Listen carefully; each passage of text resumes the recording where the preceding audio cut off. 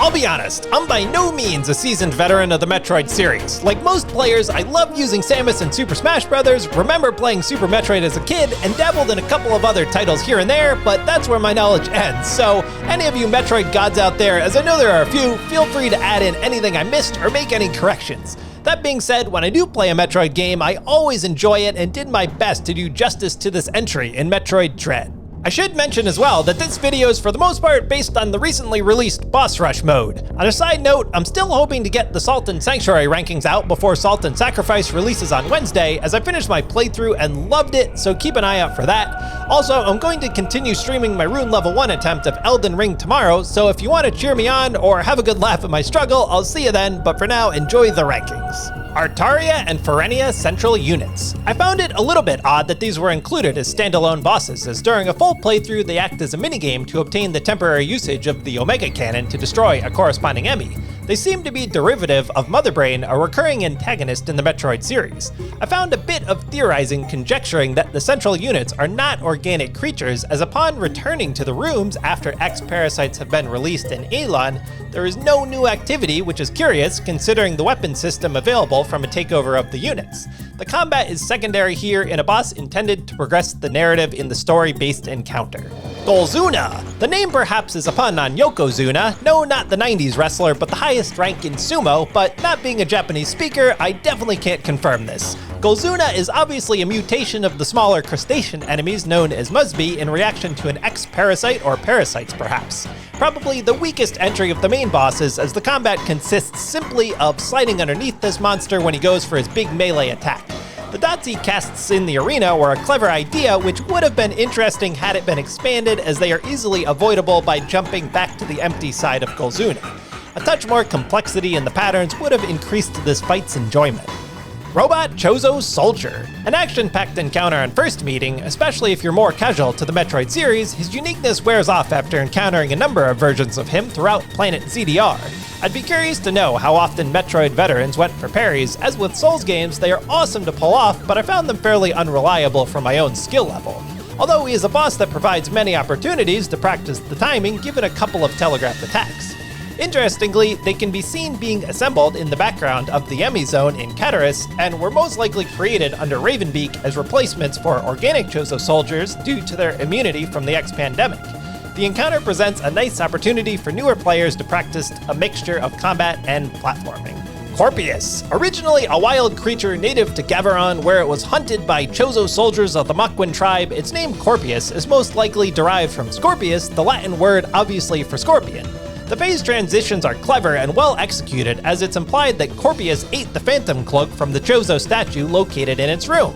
While dodging melee tail slashes from the beast, Samus takes aim at the head until the beast is forced into invisibility, revealing a weak spot on its tail to take aim at. You'll now have to also avoid some poison gas on the floor, as well as a projectile, but can use the blue spider magnets for reprieve.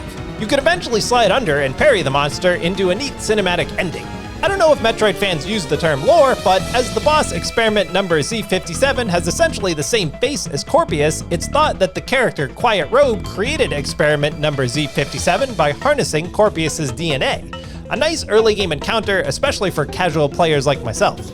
Twin Robot Chozo Soldier. I'm a bit torn on the design philosophy of this boss, as part of me has never liked taking a boss the player has already faced, simply duplicating it, and bam, a brand new boss. When you come across a boss like this, it never feels fresh and tends to be a letdown. Maybe it's just me, but I've never gone, wow, now I get to face two at the same time? Oh boy!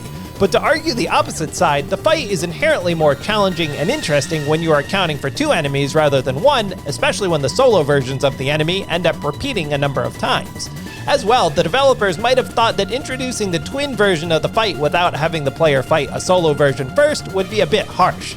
Being fairly casual to the series, the twin soldiers kicked my ass quite a few times on my first playthrough, but the dual threat created constant engaging action. Driogia. This underwater biomutant slows down the quick-paced, action-packed combat of Metroid Dread and acts more as a puzzle-style boss. While it's not the most complicated puzzle in the world, the environment provides something a bit unique when contrasted with the rest of the game, as the water and absence of Samus's gravity suit slows her mobility quite a bit. From what I can tell, opinion on this boss in terms of level of quality is pretty split, but as I always say, I'd rather see a developer take a chance and design something unique rather than fight the same enemy with mild variations 15 times. As Samus can't make use of her gravity suit, the player must empty the room of water by shooting Driogia's grasp on the draining mechanism and track, activate the sensor on one side, zip on over with the grappling hook to the other side, and blast away at the creature's weak point.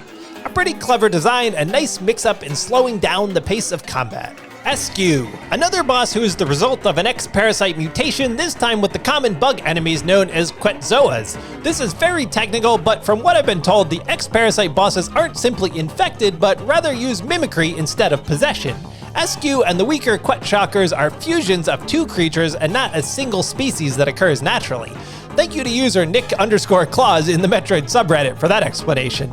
Outside of that, there doesn't appear to be a ton of story behind Escau, but it does offer a lightning-quick, action-packed fight.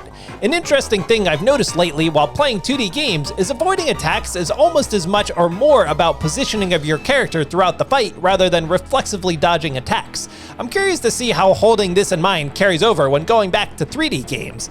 Escau doesn't have the most expansive arsenal, but its quick attack patterns make for a fun fight. Elite Chozo Soldier. A more slim and athletic, animalistic version of the previously combated robot Chozo soldiers, he's one of the coolest looking enemies in Metroid Dread with his combination of black armor with gold trim. He can be quite an intimidating foe at first for newer players, as his hulking shield can be quite difficult to break down. A boss that is probably hurt in the memory by repetition, as a number of mini-boss variations appear throughout planet ZDR. Once his shield is dismantled, you must quickly avoid his dark matter streams, as well as a few spear attacks for some fun, quickly paced fighting. As mentioned in the Robot Chozo entries, these elite soldiers are likely being phased out due to their susceptibility to the X-parasites. Kraid. I did recognize our friend Kraid, and from what I understand, a bit of a fan favorite over the years in the Metroid series. Having not played a Metroid game for quite some time, Kraid actually gave me quite a bit of trouble, but is a fantastic early game boss. I didn't think of it in these terms until writing this script, but Metroid Dread has its own version of the Bloodborne rally mechanic in that destroying projectiles hurled by bosses replenishes Samus's stock of both health and rockets, which keeps the quick action flowing and allows players to be more aggressive and saves new players on quite a few occasions, myself included. Aesthetically, the visual of the beast chained up, especially the lighting, looks tremendous in this arena. While I don't have footage of it, as I was too much of a noob to find them in the early game, you could sequence break, find Samus's bombs, and defeat Kraid via a secret method, which is a really nice touch. The standard Phase 2 has you awkwardly situated beneath Kraid's grotesque belly, but navigating this tricky scenario to the top of the arena via the spider magnet makes for fun, intricate gameplay as you take out one of the most memorable bosses of Metroid Dread. Experiment number Z57. This was a spectacular boss that really had a big fight cinematic feel to it. It feels like the developers at MercurySteam and Nintendo really took their time crafting the different phases on attack patterns. Bosses like Kraid or Experiment number Z57 present unique development challenges, as they are for the most part stationary foes that don't zip around the arena, so the designers of the fight had to find a way to make them interesting while not moving around too much. The deadly foam and melee attacks are pretty straightforward, but it's the parry cutscene that breaks this fight open in possibly the coolest sequence in the game. As well, mastering the pinpoint timing of the wind tunnel attack adds a further dimension to the fight. It's sort of platforming without the platforms. Metroid masters can probably take out each of his arms in one go, so excuse my casual footage as it took me a couple of tries. As I mentioned in the Corpus entry, Experiment number Z57 was likely developed in part by Quiet Robe under the orders of Ravenbeak, and you can even see the experiment as you traverse through Dairon. So thanks for the awesome fight, Quiet Robe. Ravenbeak. Once again, I'd be really curious to see what veterans of the series thought here, as for me, this was a 3-phase boss done right and a perfect finale to Metroid Dread. The Chozo leader of the Mukwan tribe feels like a main antagonist and really has a presence about him due to his hulking, intimidating figure, sweet flowing cape, and build-up in story throughout the game. Phase 1 consists mainly of melee attacks, which actually come out quicker than you'd expect and take some adjusting to, but are more than manageable given that the constant replenishment of rockets afforded by the Black Mass orb Ravenbeak throws out. Phase 2 seems Ravenbeak sprout wings and take to the air, and my personal favorite part of the fight is dodging via the gravity suit in circles around the bullet stream attack is quite satisfying, as well as avoiding the massive laser.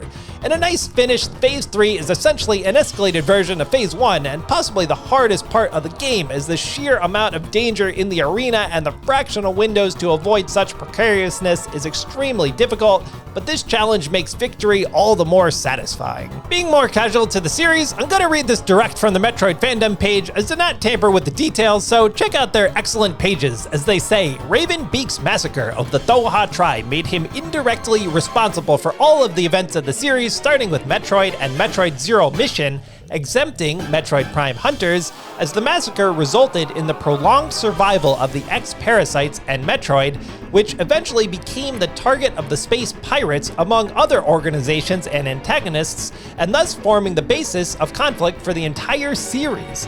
Ravenbeak is an excellent, well-rounded character with fantastic combat and an excellent final boss of Metroid Dread, who has me itching to go back into the Metroid library when time permits. I loved stepping into the Metroid universe, so I hope you guys enjoyed the rankings. Feel free to say hi during my live stream tomorrow attempting a Rune Level 1 run of Elden Ring. If not, look out for a Salt and Sanctuary video in the next few days. Have an awesome weekend. Farewell, good hunter. May you find your worth in the waking world.